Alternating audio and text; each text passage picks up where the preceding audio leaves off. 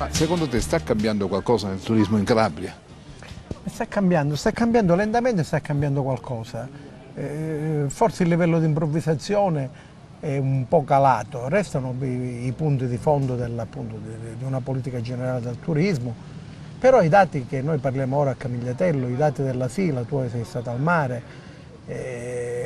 segnalano un aumento qua in Sila, i dati che fornisce la Proloco sono di un aumento a Camigliatello, ma anche a Lorica, attorno al 30-35%, il che significa che, voglio dire, è poi sempre un punto attrattivo. Sta rinascendo la montagna, diventata di nuovo attrattiva secondo te? Certo è difficile dire sta rinascendo, ma i sintomi ci sono. Quest'anno un aumento della qualità media del turista, cioè voglio dire, continua ad esserci sempre un turismo molto caotico, però è aumentata la caratura medio-alta qui in montagna stiamo parlando, dell'arrivo del turista da Calabria, Sicilia, Puglia, Campania, che sono le regioni che fanno riferimento. E ovviamente è cambiata pure Camigliatello, questo è il punto. Però Filippo, continuo a vedere ancora una serie di cartelli attaccati ai balconi, vendesi. Questa è la cosa, perché c'è stato negli anni che furono un aumento indiscriminato delle costruzioni, qui come al mare, perché non si giustificava. Ora con la crisi ovviamente la gran parte delle persone vende, fitta, e questo è un fenomeno assai triste. Non bisognerebbe costruire più, qua mi pare che da alcuni anni non si costruisce più, ma insomma il punto vero è quello che sottolinei tu, cioè a dire continua ad esserci uno scarto molto forte fra domande e offerte.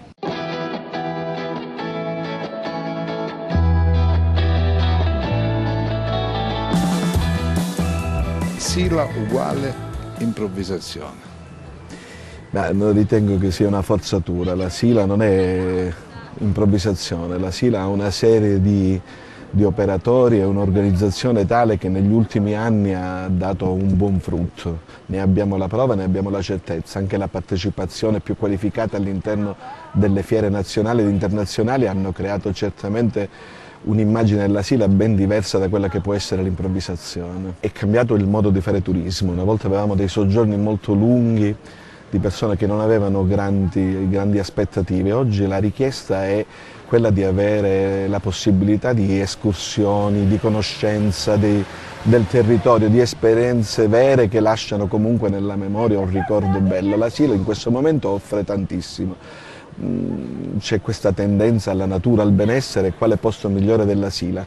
Noi abbiamo 700 km di sentieri tracciati del CAI, abbiamo punti di interesse storico-culturali rinomati al mondo, come l'abbazia di Gioacchino da Fiore che sta crescendo di giorno in giorno, abbiamo la possibilità di avere un parco nazionale col centro visite davvero interessante, mostrare una biodiversità unica al mondo, quindi la riserva dei giganti del Fallistro, la possibilità di effettuare escursioni in canoa, in quad, la possibilità di noleggio delle bici elettriche, i parchi avventura, la mini crociera sul lago, quindi l'offerta è abbastanza ampia. Ovviamente come in tutti i posti ci possono essere delle piccole carenze, ma grazie a Dio i servizi che elencava li abbiamo tutti, la rete internet non è più un problema, abbiamo la possibilità di avere la fibra su tutto il territorio, abbiamo dei ripetitori che danno gratuitamente anche il servizio ai turisti, quindi non è certamente questo un limite per la nostra località. Rispetto agli anni scorsi, il numero di vacanzieri che hanno scelto la Sila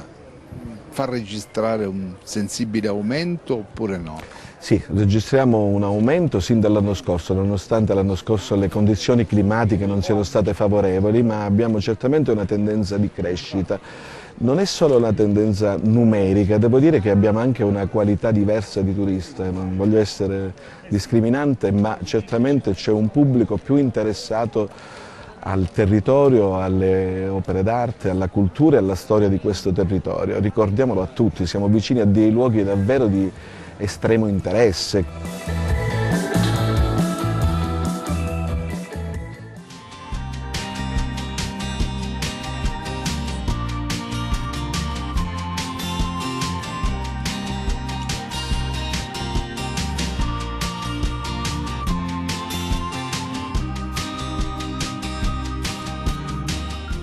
In termini di presenze turistiche quest'anno com'è andata? Beh, sono particolarmente soddisfatto perché quest'anno abbiamo raggiunto dei picchi interessantissimi, specialmente nella settimana attorno a Ferragosto, e le presenze sono state tantissime, ma soprattutto presenze di gente che si è divertita tanto, è rimasta soddisfatta, soprattutto dalle condizioni del mare. Ma che cosa è successo questa? Perché Guarda, qualche giorno di mare non praticabile c'è stato. beh, forse se si riferisce a qualche giorno in cui c'è stata qualche piccola mareggiata, le do ragione, ma per tutto il resto, sia del mese di luglio che del mese di agosto, per tutto il resto delle altre giornate c'è stato un mare cristallino ed è stato messo in evidenza con molta soddisfazione e con molto piacere da tutti i turisti che hanno affollato la nostra spiaggia.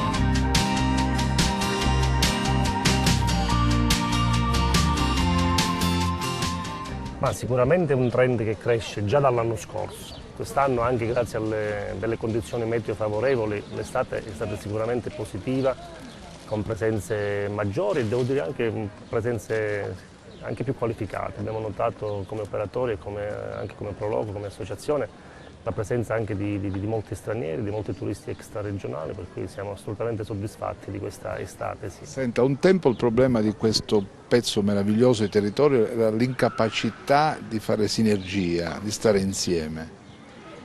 Sì, in realtà questo è un problema che ancora oggi chiaramente abbiamo, però devo dire che sta crescendo anche il contesto socio-economico, per cui c'è la presenza di imprenditori più qualificati, quelli vecchi si stanno anche un po' specializzando e stanno un po' crescendo, per cui abbiamo speranza che questo elemento di poter stare insieme, poter collaborare con l'obiettivo di far crescere e di lavorare tutti quanti insieme meglio, sicuramente si sta raggiungendo. Manca una cultura dell'accoglienza, che cosa? Ma sicuramente, come dicevo anche prima, si può fare molto di più e molto meglio. È chiaro che ci possono essere delle situazioni e degli esempi anche negativi, però a noi piace, come dire, promuovere, conoscere questi elementi negativi per crescere, però chiaramente anche far vedere e promuovere gli aspetti positivi. Per cui penso che la bilancia quest'anno comincia un po' a pendere sugli elementi positivi. La Proloco assiste il vacanziere. La nostra Proloco fa un servizio pubblico e devo dire che oltretutto quest'anno rispetto agli anni scorsi abbiamo, anche grazie al supporto dei ragazzi che fanno il servizio civile presso il comune, avuto delle risorse umane numericamente maggiori, per cui abbiamo potuto fare un'assistenza anche più ampia in termini di numeri.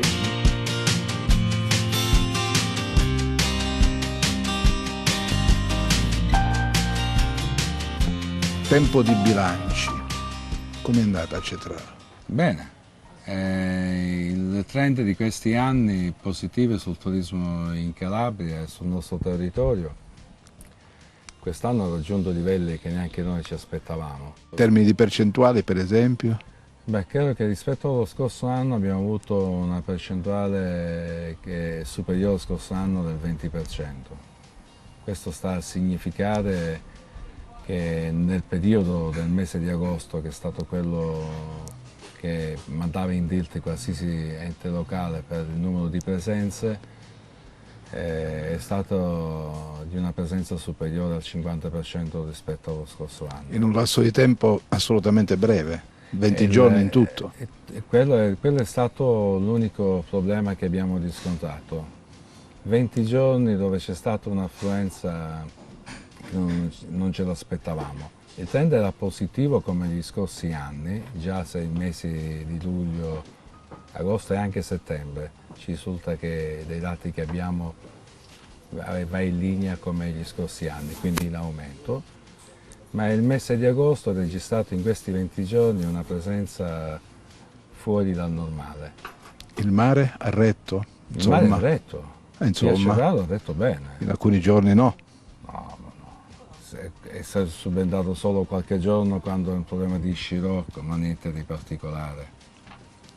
Guarda, le do anche una chicca, dagli altri paesi venivano a Cetraro perché avevano pezzi di spiaggia, noi abbiamo 18 km di spiaggia che non sono pochi.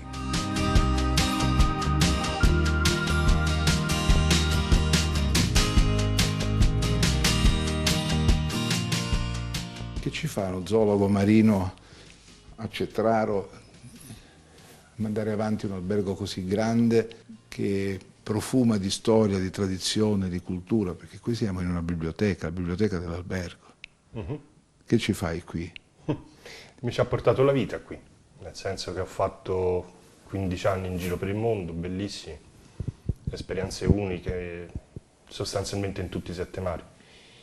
Però poi ho avuto la necessità di rientrare perché mia madre cominciava ad avere problemi di salute, e per cui la scelta è stata forzata, nel senso che se non fossi rientrato questo posto avrebbe preso un'altra strada. Non so dire se migliore o peggiore, però sicuramente un'altra. E così ho cominciato questa nuova avventura, diversa da quella a cui ero abituato, ma con sfide diverse, però sicuramente ugualmente interessanti.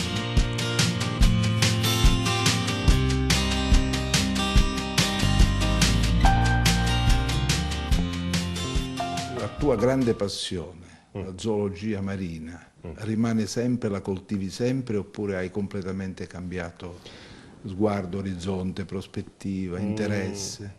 No, il mare non può uscire da te, per cui una volta che è entrato non può uscire.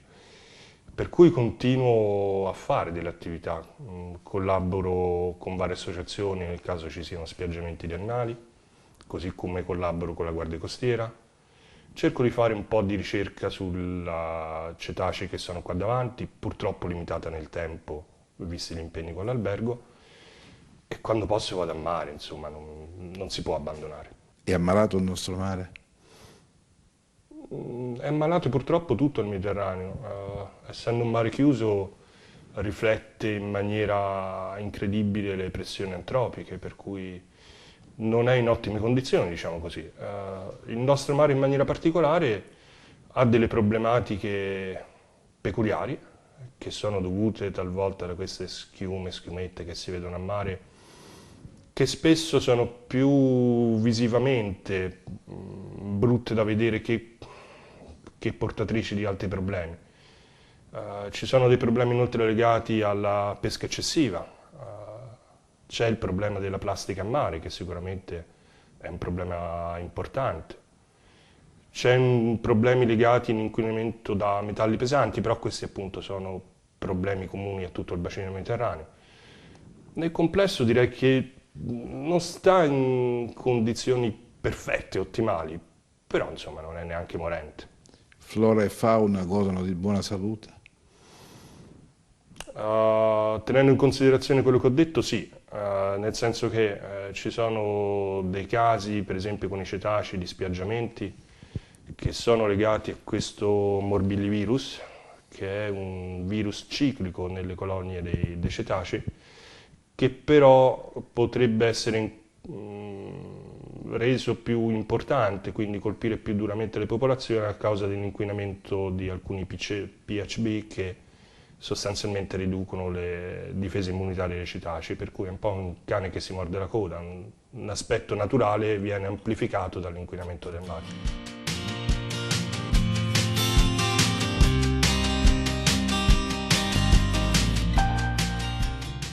Senti, cosa hai pensato quando è venuta fuori la notizia della nave dei veleni abbandonata nei fondali del mare di Cetrano? Ok, facciamo anche qui una premessa, perché sennò sembra che tutto il male sia a Cetraro. Il problema delle navi dei veleni è un problema purtroppo che anche questo è in tutto il Mediterraneo, è in tutta Italia, oserei dire in maniera particolare. Sicuramente è un fenomeno molto grave che non è stato attenzionato, a mio modo di vedere, nella maniera giusta, perché per la paura di creare danni si è preferito forse cercare di insabbiare, mi passi il termine, il problema. Con il risultato che, non conoscendo realmente l'entità del problema, rischiamo di trovarci in una situazione grave all'improvviso. A mio modo di vedere invece bisognerebbe fare una ricerca più puntuale di questi eventuali relitti, capire esattamente cosa c'è dentro e poi prendere le contromisure necessarie che saranno impegnative. Ma ti convince la narrazione ufficiale? Non proprio.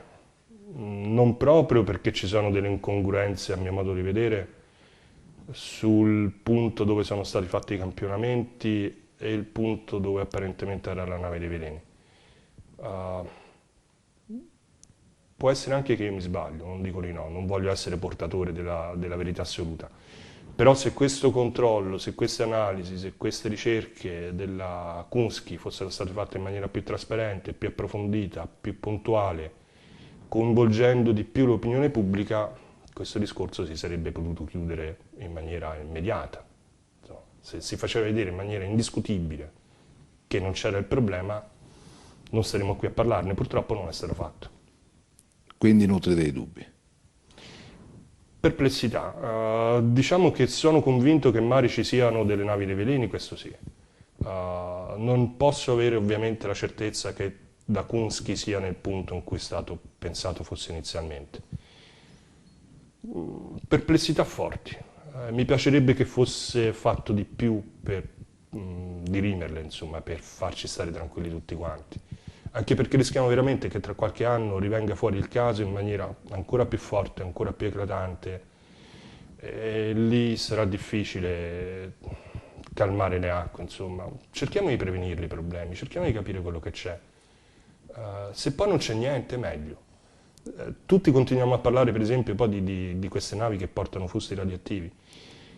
In quel periodo c'era anche il problema della diossina che andava smaltita, perché c'era stato l'incidente di Seveso. E la diossina è una brutta bestia, per cui non concentriamoci sulle scorie radioattive a tutti i costi, potrebbero anche essere altre cose, ugualmente pericolose.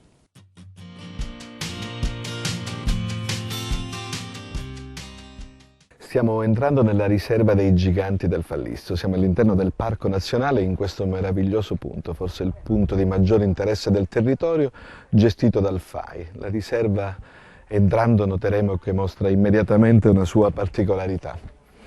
Queste piante incredibili, meravigliose. Qui abbiamo degli aceri e sulla sinistra abbiamo tutte le piante secolari, ognuna dettagliata con il proprio numero, dove i turisti hanno sempre la immediata sensazione di rimanere a bocca aperta per la maestosità di queste piante. Qui possiamo osservare questi pini secolari, queste immagini meravigliose. Queste piante sono state datate tra i 180 e i 400 anni di vita e sono le testimonianze di quella che era l'antica selva abruzia. Ora, se ci spostiamo, guardiamo delle immagini un po' più significative di questo territorio, di questa vegetazione meravigliosa. Ricordiamo che è una riserva biogenetica, quindi l'uomo può fare davvero poco se non qualcosa per la sicurezza. Quindi quando vediamo dei tratti di alberi caduti è perché così deve essere. Ci stiamo spostando verso quello che è una delle immagini più significative dei giganti della Sila, che è l'abbraccio. Ci sono delle leggende che raccontano che questi alberi, quando fu stabilito che dovevano essere tagliati, si abbracciarono come se fosse l'ultima volta, e questa è un'immagine emblematica di questo territorio. Per fortuna il territorio è stato salvato grazie alla tenacia della famiglia Mollo, e quello di cui vi raccontavo sono queste immagini meravigliose. Quello che vedete qua invece era una tecnica che usavano i pastori, si chiama la slupatura. Dalla pianta centrale estrapolavano le stecche di resina che usavano come fiaccole, perché qui portavano il gregge, quindi avevano la necessità di proteggerlo.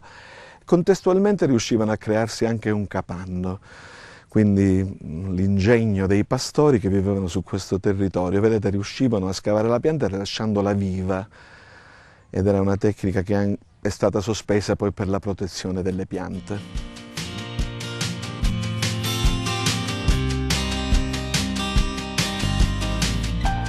Ci avviciniamo verso degli esemplari che sono caduti e vediamo la conservazione. Vedete queste piante? I ragazzi delle scuole lo chiamano il pinosauro perché sembra la carcassa di un dinosauro.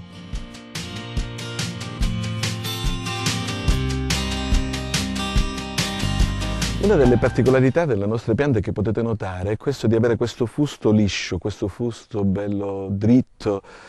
Questa caratteristica è legata ad un fattore molto importante della vita. La qualità dell'aria in questo territorio consente la nascita del lichene.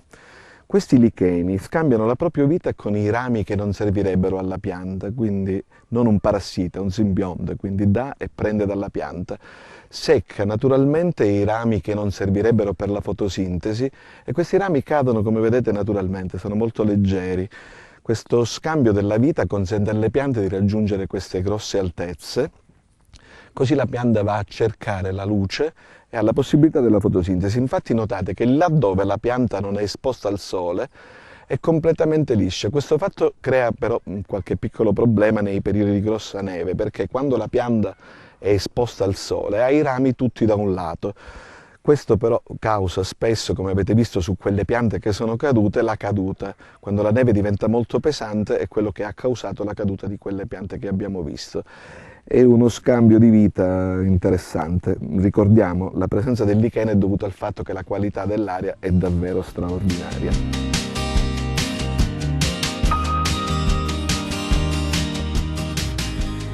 Ci stiamo avvicinando a una delle piante cadute, quindi vediamo da più vicino la maestosità e la forza. Come vedete, come dicevamo prima, tutta la parte dei rami erano su un lato e quindi questo la rende vulnerabile. Siamo in una zona in cui abbiamo una grossa presenza anche di scoiattoli. Ovviamente quando si avvicinano i turisti tendono a nascondersi, però abbiamo la testimonianza, guardate, tra le mani ho le pigne che ne confermano la presenza. Qui vediamo una delle pigne rosicchiate dagli scoiattoli, questa invece è una pigna intera. Loro vivono qui, è il loro territorio. Oggi siamo un po' noi che siamo gli intrusi.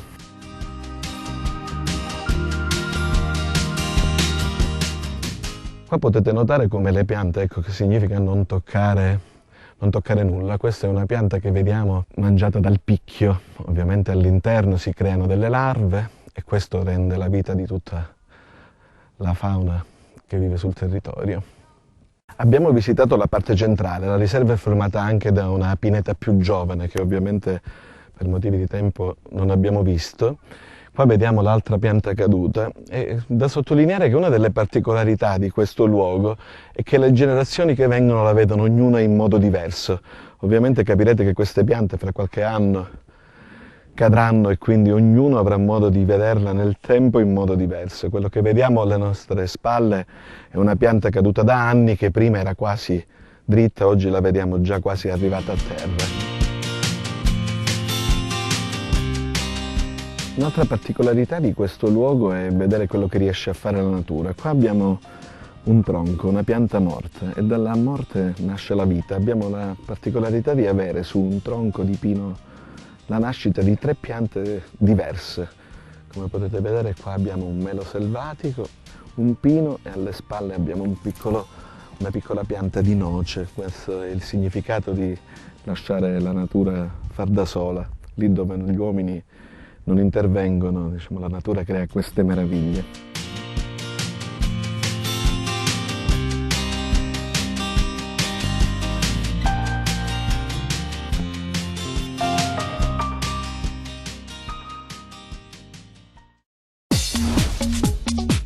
Cerca Teleeuropa sul tuo Play Store o Apple Store e scarica la nostra app.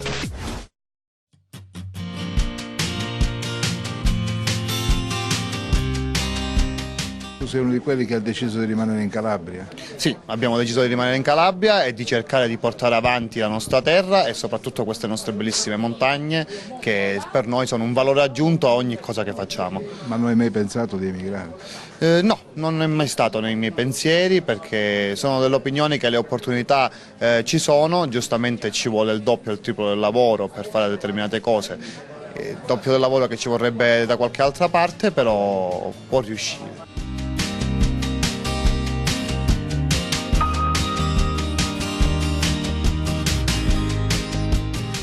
Com'è andata questa stagione? È stata una stagione assolutamente positiva. Noi lavoriamo su progettualità, quindi sappiamo che ancora siamo tanto dietro a quello che vorremmo essere. Però è stata una stagione assolutamente positiva, con dei riscontri di gente nel locale che noi non immaginavamo di fare. Abbiamo fatto il 18 agosto con ospite come special guest Neja, che è una cantante di musica commerciale degli anni 90. Abbiamo fatto più o meno 800 ingressi 800. quel giorno. Quanto sì. costa un giorno qui al Lido? Allora, una giornata normale, soltanto se si vuole andare al mare senza consumare al bar o al ristorante, si spende sulle 15 euro massimo, perché noi vendiamo il pacchetto giornata con un lettone e 2 lettini, 15 euro. Invece se si vuole mangiare più o meno a testa su una media fatta da noi si sta bene con 30 euro.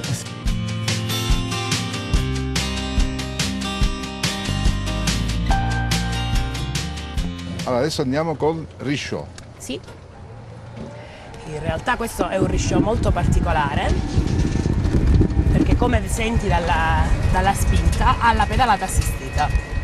Quindi non si fa nessuno sforzo. Si fa poco sforzo ed è l'ideale per i papà, per le famiglie che di solito prendono la bici per andare giù al lago, perché poi al ritorno è un po' di salita. Da quando l'hanno introdotti questi mezzi di locomozione assolutamente ecologici? Allora, diciamo che qui al Chiosco Rosso erano presenti già da un po' di anni, però erano quelli senza la pedalata assistita. Andavano comunque, però arrivando, diciamo, dovendo arrivare al lago con la bici,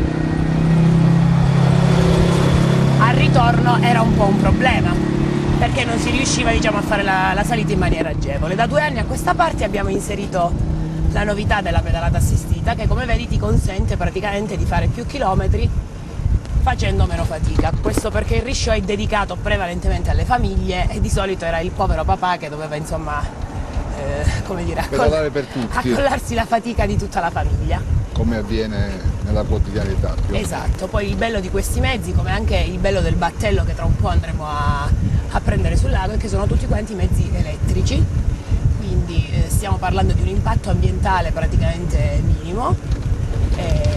Questo perché sia come guide ma anche in generale come operatori sulla Sila stiamo cercando di promuovere attività con mezzi ad alta sostenibilità. Senti, dal punto di vista invece del mercato immobiliare, si registra una ripresa o no? Sì, sicuramente rispetto a 6-7 anni fa adesso c'è un mercato diverso anche per l'immobiliare. La particolarità di Lorica, che diciamo forse rende ancora un po' non difficile l'acquisto, però più complicato, è il fatto che prevalentemente ci siano delle case molto grandi, nel senso che sono tutte quante ville o villette costruite intorno agli anni 80-70, non piccole, diciamo che hanno stiamo parlando di casette a 2-3 piani più delle volte. E dal punto di vista invece della ricettività turistico-alberghiera? Allora, sulla ricettività sicuramente, come tante altre cose, negli ultimi anni c'è stato un forte miglioramento. I posti letto a Lorica probabilmente non sono ancora abbastanza, nel senso che per i flussi turistici che stiamo avendo forse qualche posto letto in più non guasterebbe.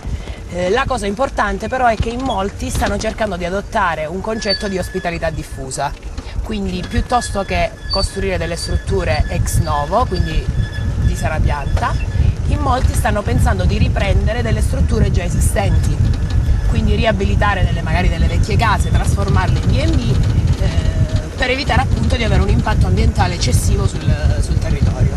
Anche tutti i B&B che ci sono, che sono nati da qualche anno a questa parte, sono tutti nuovi e comunque di livello e di qualità. Quanti ce ne sono per esempio? Adesso sui B&B ce ne sono abbastanza, diciamo che una decina di quelli più nuovi ci sono sicuro. La cosa importante è che quasi tutti, pur essendo B&B, puntano alla qualità, quindi anche nel pernottamento, dal pernottamento al cibo, alle attività che si possono fare, si sta cercando di proporre un livello turistico qualitativamente alto. Questo per portare le persone giuste in Sila di cui parlavamo prima, insomma. Mentre di alberghi? Alberghi, ci sono gli alberghi, diciamo, quelli storici che sono da sempre presenti a Lorica, che funzionano molto bene, si stanno adeguando anche, insomma, a tutta una serie di logiche nuove e quindi si spera che nei prossimi anni continui questo miglioramento anche da parte delle strutture. C'è anche un'altra lamentela, quella cioè di un'offerta turistica a volte improvvisata, non professionalizzata. Guarda, fortunatamente su Lorica questo problema stiamo cercando di eliminarlo. Questo perché insieme a noi guide, ma insieme a tanti altri giovani che hanno deciso di investire, si sta cercando di puntare appunto ad una qualità, quindi lavorando nel settore turistico si stanno cercando proprio le competenze per lavorare in questo settore. Quindi tutti i ragazzi che hanno deciso di avviare un'attività sulla Sila stanno cercando di formarsi e quindi di acquisire le competenze adatte per proporre un'offerta turistica di qualità. Un altro elemento che tiene lontani i turisti, almeno era così fino a poco tempo fa, i prezzi che risultano essere non conformi con quelli che sono i servizi offerti. Questo, ti ripeto, succedeva forse fino a qualche anno fa. Adesso fortunatamente molte delle aziende esistenti si stanno adeguando e quindi stanno proponendo degli standard qualitativi alti che sì, si fanno pagare, ma che, come dici tu, rispecchiano il costo che hanno. Questa è una cosa fondamentale per noi, dal semplice dormire alla colazione che si propone in un B&B, all'attività da fare, al tipo di mezzo con cui viaggiare o andare in giro per l'Orica. Stiamo cercando di adeguare il costo alla qualità, quindi proporre un'offerta alta che sia effettivamente così. Senti, si punta alla gastronomia con i prodotti tipici? Beh, sicuramente la gastronomia è uno dei punti forti della Calabria in genere, ma della Sila soprattutto. In Sila abbiamo una miriade di prodotti particolarissimi, tra l'altro alcune volte anche poco conosciuti, dai vini d'alta quota, alle birre d'alta quota, ai formaggi e agli yogurt prodotti in Sila, quindi insomma dei prodotti veramente di nicchia che piacciono al turista. Il turista il più delle volte ama fare la passeggiata, però ama anche alla fine della passeggiata degustare dei buoni prodotti. Andiamo sul battello? Sì.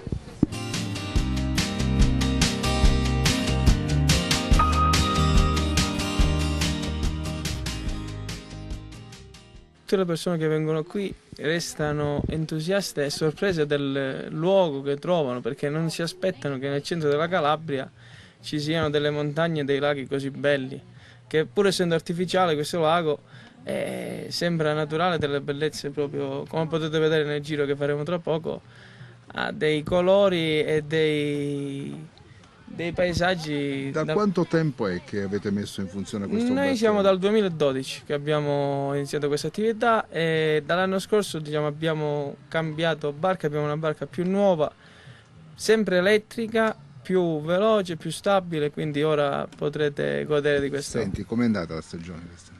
Quest'anno per noi è stata una delle estati più belle che ricordiamo.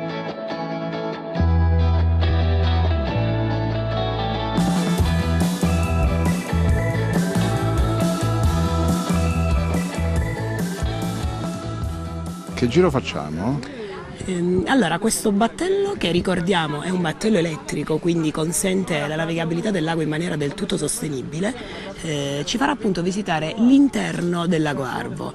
Il lago Arvo, diciamo che è possibile visionarlo da due punti: o esternamente, quindi percorrendo semplicemente la strada statale che gira tutto intorno al lago Arvo, sono circa una trentina di chilometri, si passa per la diga, oppure internamente, quindi fare esattamente più o meno lo stesso percorso, però dall'interno del lago.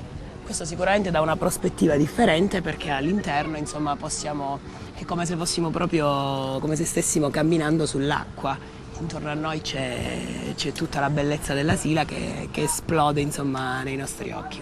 Poi questo verde che si riflette sull'azzurro del lago è una cosa meravigliosa. Sì, diciamo che il lago risulta essere, sia per alcuni studi fatti, ma sia insomma perché si vede chiaramente, abbastanza pulito, quindi comunque le acque sono piuttosto limpide, si riesce a vedere il riflesso degli alberi e delle bellissime montagne che circondano il lago Arvo. Lì di fronte a noi abbiamo la vetta di Colli Perilli, che è una vetta, arriva a circa 1700 metri, da cui si può ammirare un panorama spettacolare. Per esempio anche quella vetta è una vetta raggiungibile dalla rete sentieristica del parco, quindi insomma davvero un'enorme ricchezza. Questo battello è tuo? È mio e di mio fratello Luca, che ora è l'altro impianto che abbiamo qui vicino, di Bob, un Bob su rotaie che va nel bosco, sempre elettrico, ecosostenibile. Per far divertire. Qua si rilassano e lì provano l'ebbrezza un po' della... Imprenditori, giovani imprenditori, sì, che invece di abbandonare questa terra hanno provato a viverci mettendo in piedi un'azienda, un'impresa. Diciamo che noi, la nostra famiglia è qui da più generazioni, però noi invece di andare fuori come fanno tutti più o meno, no? Perché fuori è facile. Fuori è facile trovare lavoro, fuori è facile fare tutto. Qui è tutto più difficile, però questa è la nostra terra, la nostra casa, quindi noi tutti i giorni ci impegniamo per far sì che questa nostra casa diventi tutti i giorni più bella, perché è sempre denigrata e trattata male da tutti. Però noi, io e mio fratello, insieme ai nostri amici, i nostri altri coetanei qui all'Orica, che diciamo, ci impegniamo tutti i giorni insieme. Comincia ad essere un gruppo Sì, no, sì. di imprenditori interessanti. Sì. Abbiamo... Difficile da prevedere fino a qualche anno fa. Sì, diciamo che fino a qualche anno fa era difficile pure pensare a legare i rapporti con Camigliatello, che è la località vicina. Invece da qualche anno a questa parte noi collaboriamo con operatori anche di Camigliatello, di San Giovanni in Fiore, di Villaggio Palumbo. Quindi ha abbattuto il muro del campanile? Sì, ha abbattuto questo muro che c'era da anni, di queste discordie, di questi fraintendimenti più che altro, perché alla fine siamo tutti qui in questa bellissima Sila che ci dà tutto, abbiamo tutto, noi qua non dobbiamo fare nulla, dobbiamo solamente mettere in mostra quello che abbiamo. Senti, è stato difficile intraprendere questa attività? No, qua non è niente facile, però noi non molliamo. Quanto tempo ci hai messo? Noi siamo dal 2012 qui che abbiamo questa attività e questa è solo estiva, quindi perché l'inverno qua il lago ghiaccia, è un lago che è soggetto a cambio di livello, quindi è tutto amovibile. Abbiamo un pontile che viene dal Canada, nel 2012 abbiamo preso un pontile che viene dal Canada, modulare, galleggiante, che non crea impatto e che si può spostare sempre in base ai livelli del lago. Senti, hai avuto difficoltà a metterla in piedi l'azienda, effetti burocratici? A livello burocratico qua è tutto più lungo e più difficile, però quando c'è la passione e c'è l'amore per la propria terra si abbatte tutto. Non hai mai avuto l'intenzione di vabbè, lascia stare tutto? No, mai. No, perché sempre dritto? Sempre dritti perché noi non possiamo abbandonare tutto questo che vedete intorno a noi, cioè è peccato, non è giusto per chi non lo ha, perché al nord hanno tantissime altre attività, tantissime altre possibilità, però non hanno questi paesaggi che abbiamo noi, naturali e incontaminati, perché qui possiamo fare tutto, qua stiamo bene, l'aria più pulita d'Europa, quindi si mangia bene, si dorme bene. Non possiamo chiedere di meglio. Senti, le istituzioni ti aiutano? Le istituzioni, diciamo che negli ultimi anni abbiamo notato un po' di miglioramento, diciamo, di avvicinamento da parte delle istituzioni, perché negli anni passati era più difficile allacciare, diciamo, rapporti, però ora con il Parco Nazionale, con il nuovo presidente abbiamo notato anche questa voglia di fare rete, diciamo. Quindi sinergie tra pubblico e privato. Sì. Quindi questo ritieni un elemento che questo è importantissimo. Sì. Prima non c'era questo? No, anche perché qua siamo abituati tutti quanti a incolpare sempre il comune, il parco, la provincia, la regione, però noi dobbiamo essere i primi a fare il primo passo, perché il comune, la provincia, la regione ti possono aiutare, però devi essere sempre tu, dobbiamo essere sempre noi a darci da fare, se no non possiamo aspettare con la bocca aperta che ci arrivi tutto in bocca.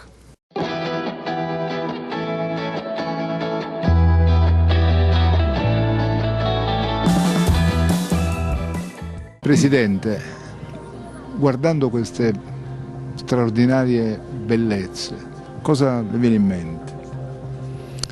Ma mi viene in mente che qui c'è tanta di quella biodiversità che non ritroviamo in altre aree, che non ritroviamo in altri parchi, cioè abbiamo veramente una biodiversità scientificamente comprovata che è veramente difficile da trovare altrove. E il cittadino, il viandante, il turista che viene qua ha la possibilità di apprezzare questi territori che sono veramente incantevoli. Ma cosa può fare il parco? L'ente parco, cosa può fare? Sì, allora intanto l'ente parco sta facendo tanto, a incominciare dall'ascolto del territorio. Noi abbiamo siamo detentori della Carta Europea del Turismo Sostenibile, che è veramente un bel riconoscimento. Con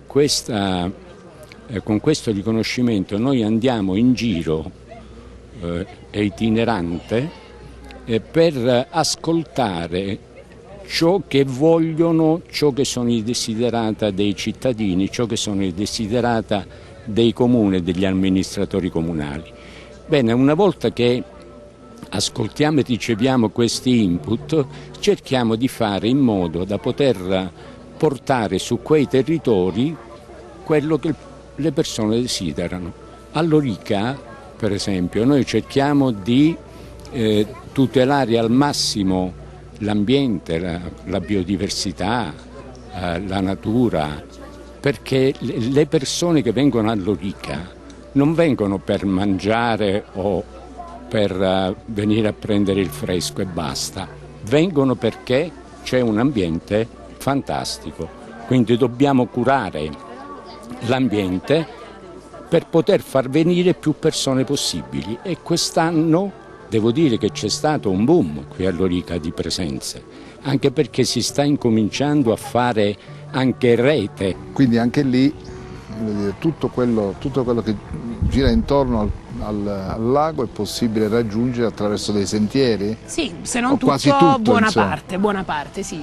Alcuni sentieri poi magari vengono resi un po' più difficili da praticare per via dell'innalzamento e abbassamento del lago, che chiaramente il livello dell'acqua si innalza e si abbassa in base sia alle stagioni invernali, quindi alla quantità di neve, sia all'eventuale apertura o chiusura della diga, quindi in una stagione o in un'altra il lago può avere una portata diciamo differente. Tra le altre cose la nostra diga, la diga del lago Arvo, è la prima diga in terra battuta costruita in Europa, quindi insomma è anche un altro elemento importante da sottolineare. È stata inaugurata negli anni 20, in seguito all'inaugurazione della diga e quindi poi alla nascita anche del lago, la popolazione di Lorica ha iniziato a fiorire e a nascere. Volevano svuotarlo questo lago? Sì, si è parlato di svuotare questo e altri laghi della Sila. Sulla questione poi insomma chiaramente dovremmo chiedere agli esperti del settore, però in alcuni casi probabilmente lo fanno anche per una questione di ripopolamento delle acque. Questo lago è abbastanza pescoso, però diciamo attualmente ci sono molte carpe che abitano in questo lago, perché il fondo, essendo particolarmente melmoso, le carpe si nutrono di questa sostanza sul fondo e quindi riescono a proliferare. C'è qualcuno bene. che si fa il bagno anche, no? Siamo noi che ci facciamo il bagno, o meglio, lo facevamo quando eravamo un po' più ragazzini durante i falò. Adesso si può fare il bagno, chiaramente con le dovute accortezze, perché il lago nella parte centrale è profondo circa 35 metri. Ci sono le correnti, quindi stiamo parlando veramente di farsi insomma un bagnetto nei pressi delle rive, o comunque se si è particolarmente sicuri di riuscire a nuotare in maniera abbastanza professionale, diciamo. Quindi adesso il battello arriva dall'altra sponda del lago? Più o meno sì, nei pressi dell'altra sponda, dove vediamo anche le mucche al pascolo, tra l'altro. Se guardate in fondo, le mucche, la transumanza delle mucche sono uno degli elementi fondamentali della Sila. Adesso non tanto, ma fino a qualche tempo fa la transumanza era un vero e proprio scandire del tempo per gli abitanti della Sila, perché quando le mucche salivano dalla marina salivano alla montagna, voleva dire che era arrivata l'estate. Quando le mucche tornavano poi al mare si capiva che stava per arrivare l'inverno. Qui l'inverno è duro, eh? Qui l'inverno è duro, ma è anche molto bello. Poi sarà che io sono un amante delle stagioni fredde, però sicuramente il panorama spettacolare che si può ammirare anche e soprattutto sul lago in inverno è veramente degno di nota. Il lago molto spesso ghiaccia, no?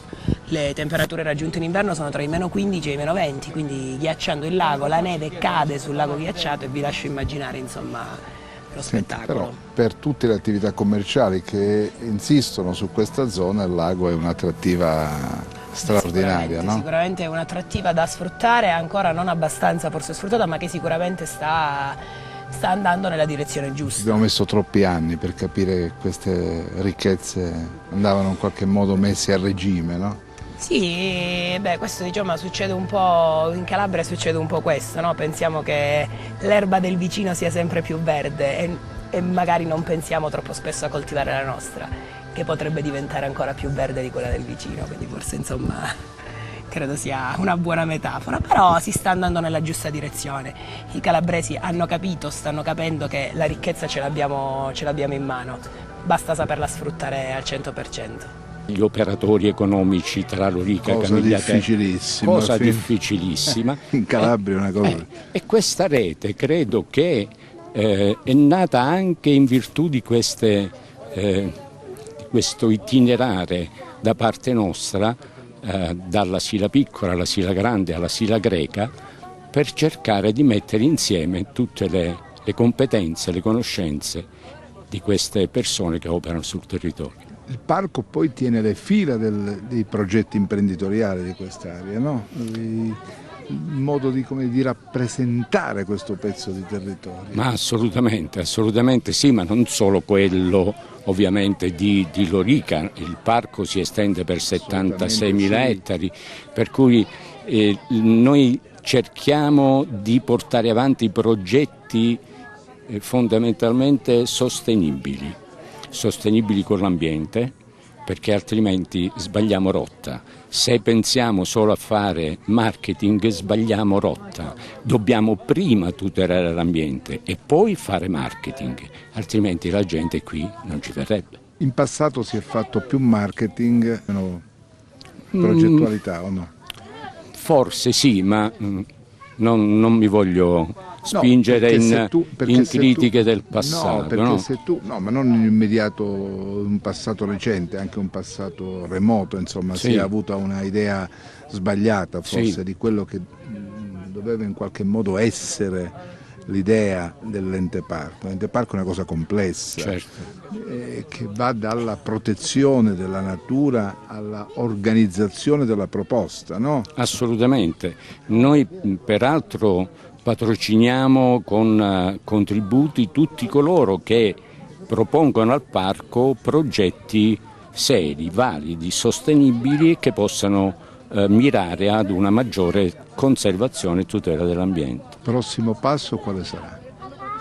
Ma continueremo, perché poi io devo anche dire che sono stato fortunato, perché ho trovato una compagine all'interno del parco di professionalità notevoli che lavorano costantemente, lavorano con passione e portano avanti non solo i progetti che pensiamo noi e gestiamo noi direttamente, ma portano avanti anche i progetti che ci presentano i comuni, con i quali siamo in stretto Sono contatto. Progetti in linea, all'altezza, sono progetti che guardano al futuro o al proprio orticello, insomma?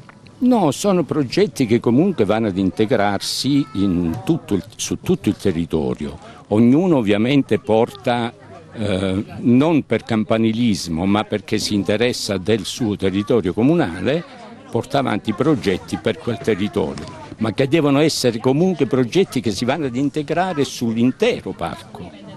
Faccio una domanda, può anche non rispondermi, ma è possibile che un territorio come quello di Lorica possa dipendere da 3 comuni? 2 comuni. 2 comuni. San Giovanni in Fiore e Casari del Manco. Questo ovviamente è un fatto storico. Ma è un limite. A volte gestire Lorica 2 comuni può rappresentare un limite? Potrebbe rappresentare un limite, in particolare io lo noto per ciò che riguarda per esempio la gestione dei rifiuti. Un comune fa una cosa, l'altro comune fa una cosa un po' diversa. In un comune si fa la raccolta differenziata, in un altro comune no. In un comune ci sono i cassonetti per la raccolta dei rifiuti, nell'altro comune no. Cioè, questi 2 comuni secondo me dovrebbero sedersi e mettersi d'accordo su tante cose per quanto riguarda Lorica.